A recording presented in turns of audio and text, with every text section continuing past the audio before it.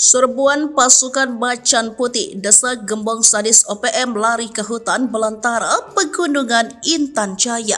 Sebuah misi tak biasa dilakukan pasukan elit TNI Batalion Infanteri 509 Raider Daraka Yuda Kostrat di Sugapa, Intan Jaya, Papua. Jika beberapa pasukan masuk ke kawasan Sugapa dengan memburu OPM dan memburu teror kejahatan di Sugapa, Yonif 509 Daraka Yuda justru mendatangi masyarakat. Tentara berpakaian lengkap ini terlihat membaur setiap hari bersama masyarakat Papua di Sugapa. Mereka melakukan pelayanan tak biasa, mulai dari membantu masyarakat memperbaiki jaringan listrik di perkampungan hingga perumahan, memperbaiki jalan dan fasilitas desa, bagi-bagi sembako, bahkan dan cukur rambut gratis.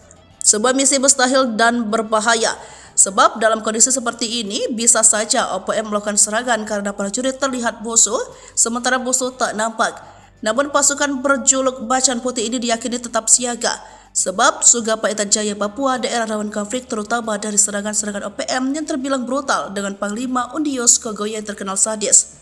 Ternyata pendekatan humanis yang dilakukan TNI ini justru memukul mundur Undios Kogoya dan lain-lain hingga terpancar drone TNI melarikan diri ke hutan yang terkenal berbahaya di kawasan Intan Jaya. Dan Satgas Yonif 509 Kostrat Letkol Infanteri Diande Setiadi Selasa 14 Mei 2024 di laman resmi TNI bahwa dalam setiap kegiatan teritorial di Sugapa, Intan Jaya, prajurit harus paham kondisi dengan prinsip kenali, datangi, dan layani. Diketahui total 450 prajurit Batalion Infanteri Raider 509 Balawara Yuda Komando Strategi TNI AD ini diberangkatkan ke Papua 15 Februari 2024 lalu. Namun jubir OPM Sebi Sambo mengatakan TNI tak hanya membawa tetapi juga mengajar di sekolah-sekolah. Buntut serangan ke sekolah SD Inpres beberapa waktu lalu karena SD itu menjadi kantor TNI.